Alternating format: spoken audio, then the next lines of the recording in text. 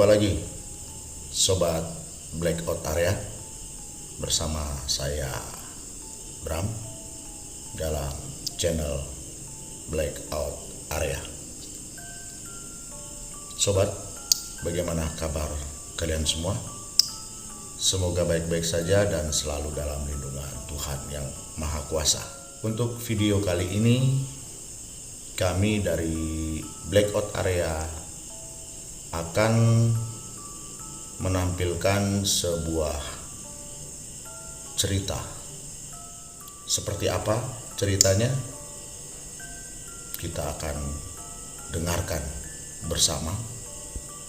Tapi sebelum itu, bagi para sobat yang belum subscribe dan menekan tombol notifikasi pada channel ini, kami mohon keringanan hati dari para sobat semua untuk mendukung channel ini dengan cara menekan tombol subscribe dan notifikasi di bawah video ini. Serta kalau sobat memang suka dengan video ini, sobat juga bisa mendukung kami dengan menekan tombol like yang juga berada pada bagian bawah video ini. Oke, tanpa basa-basi lagi, mari kita langsung mendengarkan bagaimana kisah yang dituturkan oleh narasumber kami. Salam Blackout Area.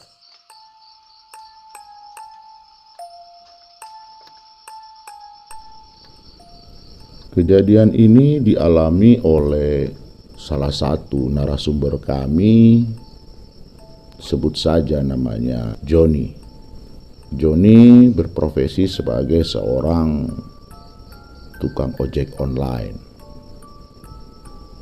Dan dia menekuni pekerjaannya ini sudah lebih dari 1 tahun. Suatu saat dia mengalami suatu kejadian yang sangat-sangat mengerikan. Kejadian yang mungkin tidak akan dia lupakan seumur hidupnya. Terpatri di dalam ingatannya selamanya. Suatu kejadian yang tidak masuk akal, di luar batas nalar manusia. Kejadian itu terjadi sekitar awal tahun 2001. Lebih tepatnya sekitar pertengahan bulan Januari. Suatu malam Joni selesai melaksanakan tugasnya, yaitu mengantarkan penumpang. Setelah mengantarkan penumpangnya, Joni memutuskan untuk pulang ke rumah. Karena memang dia merasa badannya sudah sangat capek setelah seharian penuh melayani order-order serta melayani penumpang-penumpangnya. Dia melihat jam tangannya sudah menunjukkan pukul 8 malam. Akhirnya dia memutuskan untuk memacu kendaraannya menuju ke rumahnya. Joni berjalan dengan kendaraannya dengan kecepatan sedang. Karena memang kondisi saat itu habis hujan. Dan ya, jalanan kondisinya licin. Joni berjalan melewati jalan yang sudah sering dia lalui sehari-hari. Tetapi dalam perjalanan pulang itu, ia merasakan sesuatu yang aneh pada hatinya. Dia merasakan perasaannya tidak enak. Bahkan dia merinding selama dalam perjalanan. Dia bisa merasakan degup jantungnya yang cukup kencang memacu. Dia sedikit merasa heran. Biasanya tidak pernah dia merasa seperti ini. Karena sudah hampir tahun ini dia bekerja pulang malam. Dia tidak pernah merasakan keanehan yang macam-macam. Tapi malam itu dia merasakan sesuatu yang berbeda. Dia merasakan tubuhnya merinding. Perasaannya tidak enak. Jantungnya berdegup kencang. Tapi Johnny tetap mengacuhkan perasaannya itu. Dia tetap memacu motornya. Sampai dia berjalan di suatu tempat yang memang bisa dibilang cukup sepi. Walaupun memang di situ ada beberapa rumah. Tapi pada saat itu keadaan di situ sedang sepi.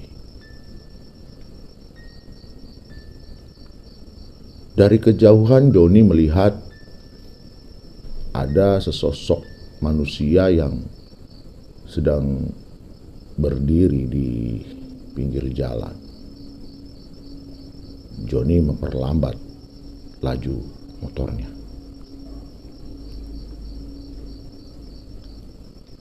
Semakin dekat Johnny dengan sosok itu, Johnny dapat melihat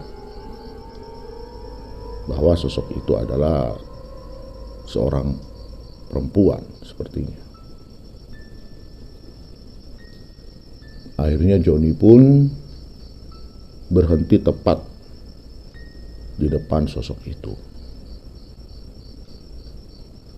Sosok seorang wanita yang menggunakan celana levis, berjaket jenis hoodie, dan membawa tas sejenis ransel kecil.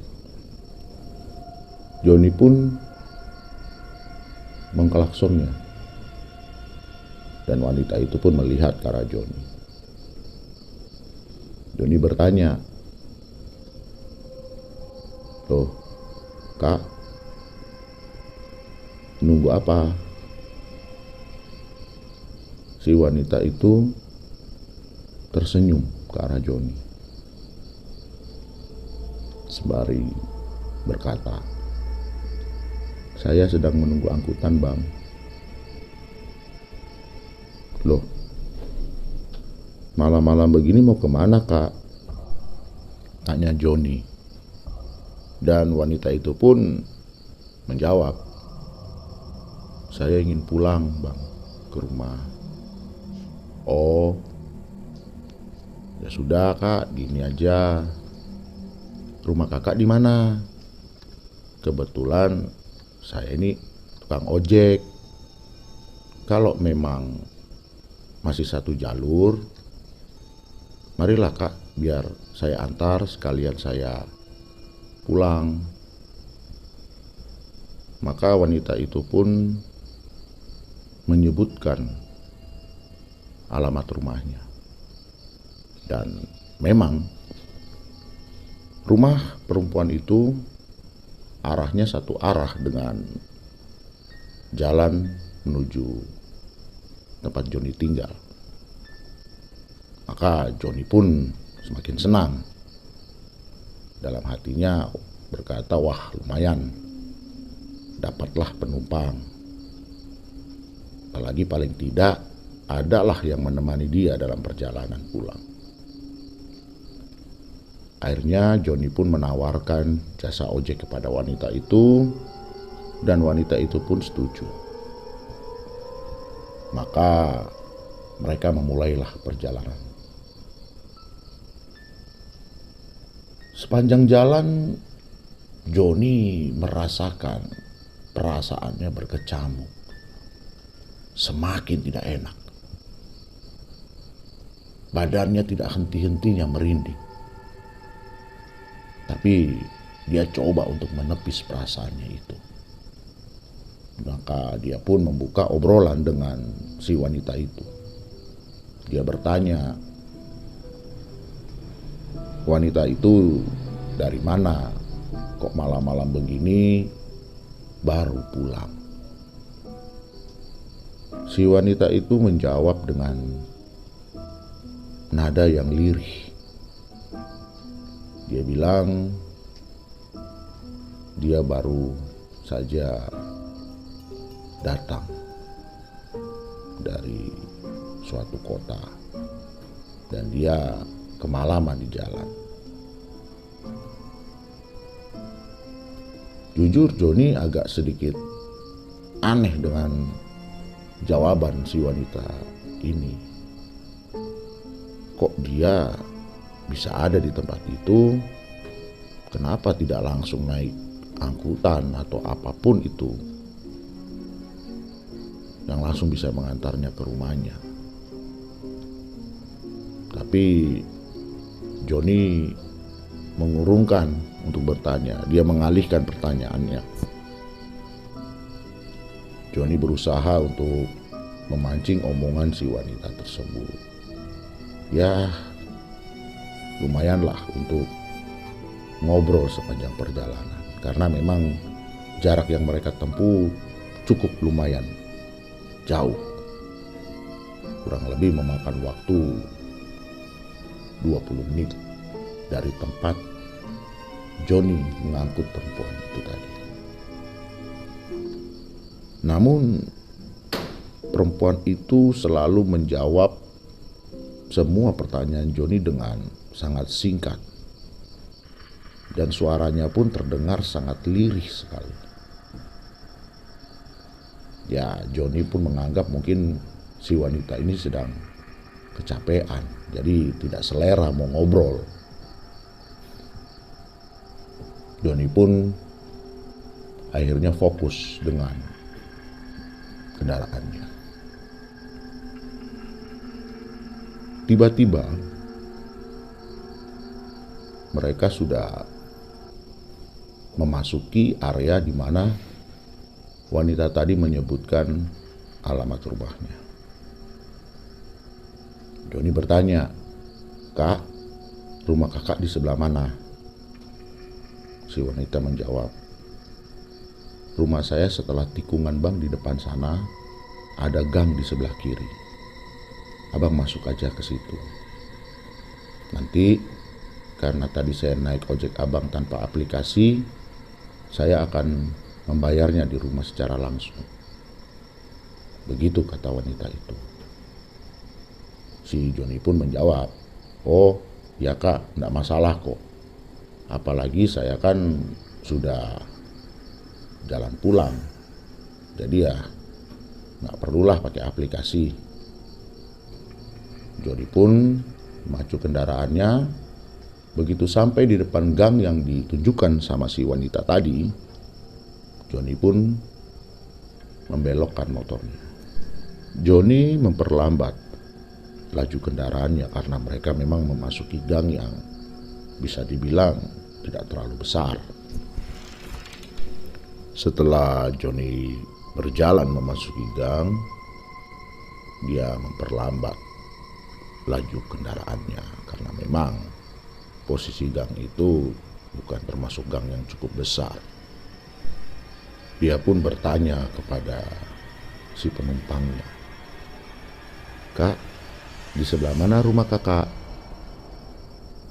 Si penumpang pun menjawab, "Jalan lurus saja bang. Nanti sampai di depan ada belokan sebelah kiri. Abang belok saja. Nanti saya kasih tunjuk di mana rumah saya." Joni pun berjalan terus. Sampai tiba-tiba dia melewati satu rumah, di mana di depan rumah itu ada sekitar 2 orang yang sedang mengobrol. Dan ketika Joni melewati mereka, Joni pun menganggukkan kepala seraya menyapa mereka.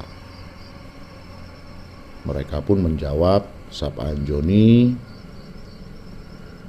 tetapi ada yang aneh menurut Joni. Namanya orang kalau menjawab sapaan seseorang pasti dengan tersenyum. Tetapi saat itu dia melihat wajah kedua orang itu agak aneh. Mereka melihat Joni dengan pandangan heran dan seperti ketakutan begitu.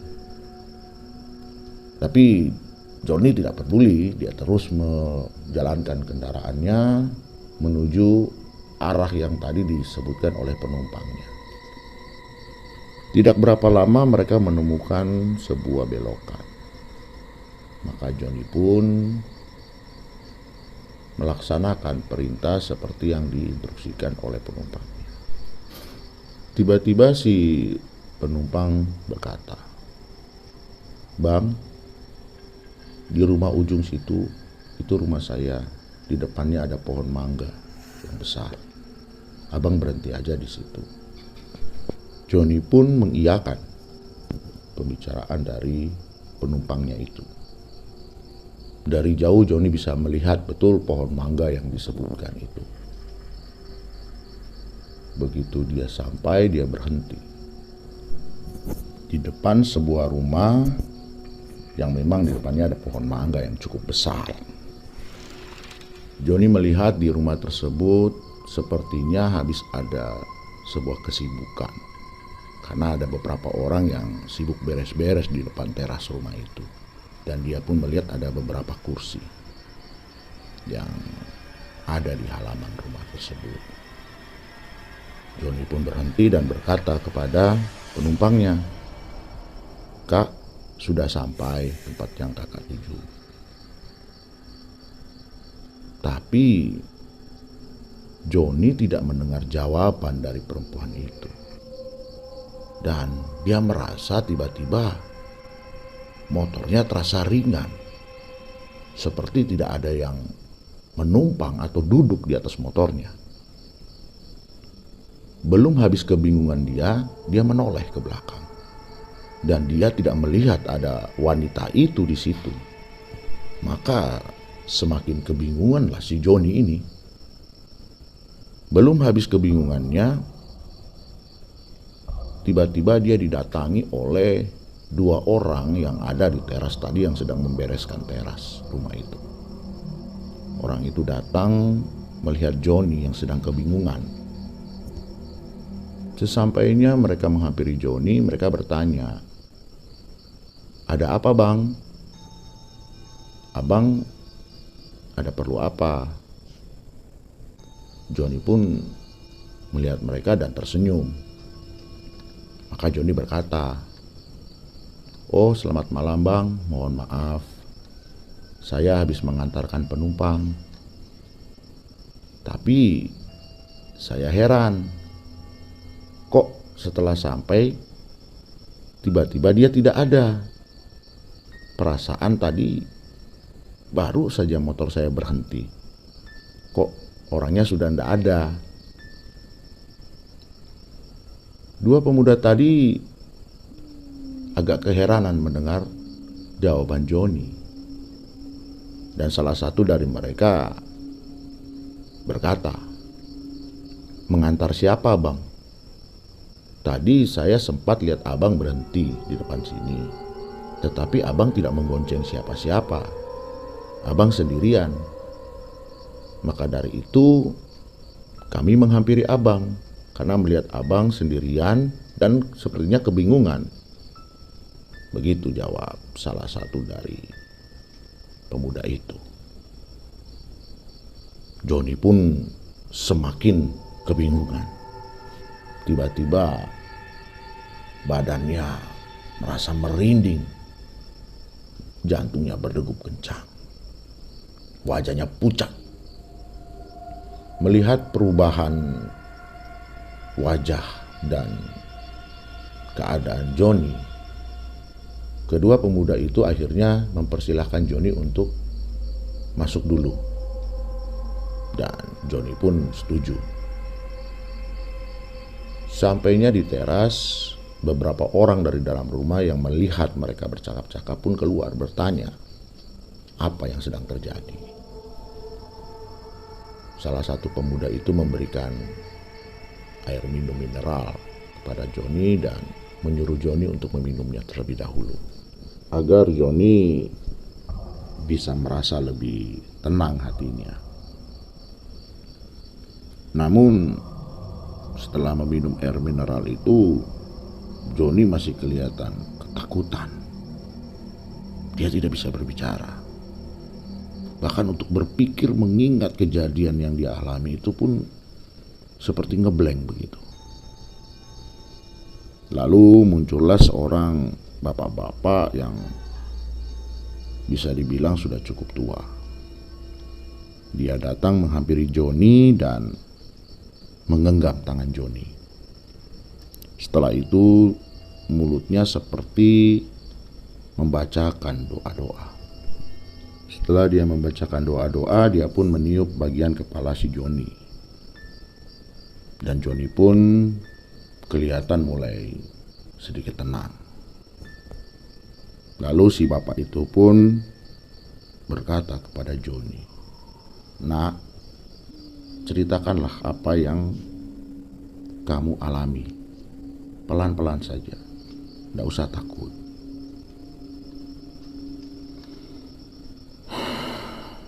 Joni pun menarik nafas panjang. Dia merasakan kelegaan di hatinya karena dia berada di tengah orang-orang yang cukup ramai.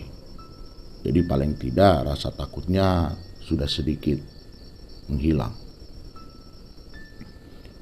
Joni pun mulai menceritakan dari awal kejadian yang dia alami tadi. Lalu dari antara orang-orang itu ada yang bertanya kepada Joni. Dia seorang ibu-ibu. "Dek, maaf kalau boleh tahu seperti apa penumpang perempuan yang tadi adik antarkan ke rumah ini?" Begitu tanya perempuan itu. Maka si Joni pun menjawab. Dia menceritakan ciri-ciri dari wanita yang dia antarkan tadi. Bahkan Joni menyebutkan ciri-ciri wajahnya, karena memang Joni melihat wajah dari wanita itu. Tidak lama si ibu itu mengeluarkan HP-nya. Dan dia seperti ingin menunjukkan sesuatu kepada Joni. Dan ternyata yang dia tunjukkan kepada Joni itu adalah sebuah foto seorang wanita yang cukup cantik. Melihat foto itu, Joni terkejut. Dan dengan refleks dia berkata, "Nah, ini Bu, wanita tadi yang saya antar ke sini." Setelah Joni berkata seperti itu, sebagian dari orang-orang yang ada di situ secara spontan mengucapkan istighfar karena terkejut mendengar perkataan si Joni. Joni pun heran melihat mereka. Loh, kok pakai acara istighfar segala? Perasaan apa yang Joni katakan itu memang benar.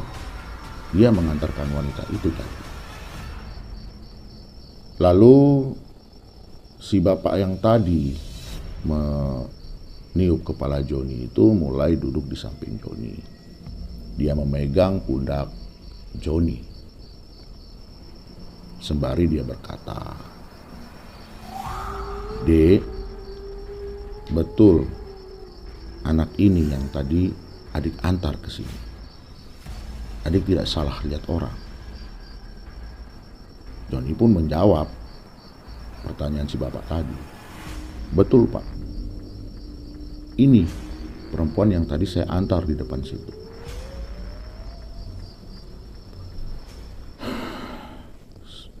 Si bapak menjawab pertanyaan Joni dengan sangat berat. Joni semakin heran, apalagi ditambah si ibu tadi yang menunjukkan foto yang ada di HP itu kepada Joni mulai meneteskan air mata. Joni semakin bingung, ada apa ini? Lalu bapak itu berkata, "Dek, yang tadi adik antarkan itu,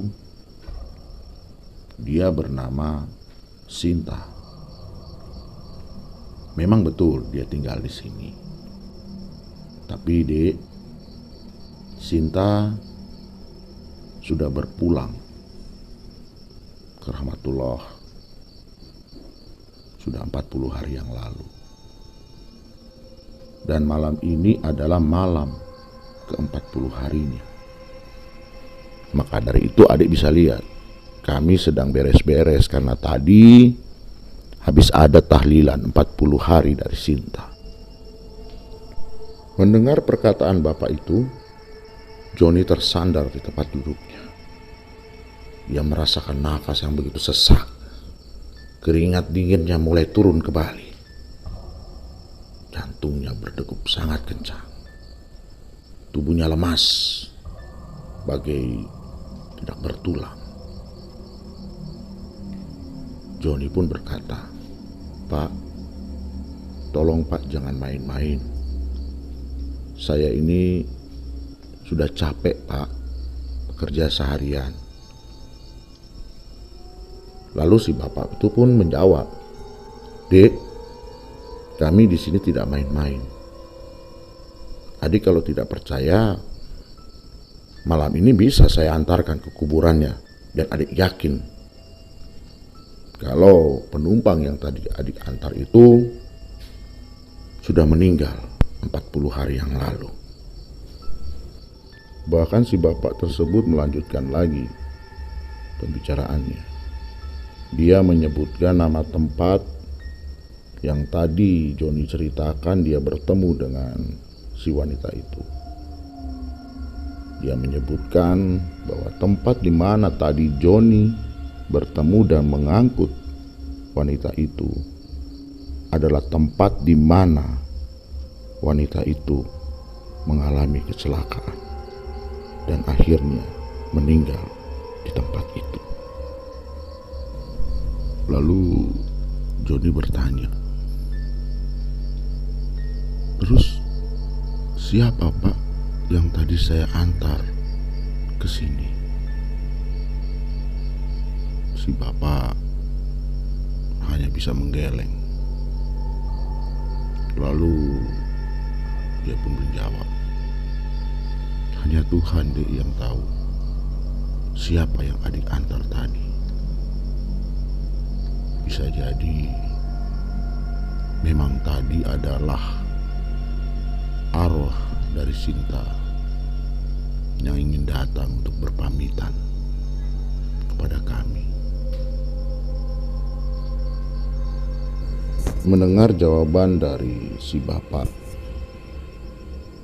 Joni tiba-tiba merasakan badannya terasa ringan. Kepalanya seperti memutar. Dan setelah itu tiba-tiba semuanya hening, gelap. Dan Joni tidak bisa merasakan dan mendengarkan apa-apa lagi.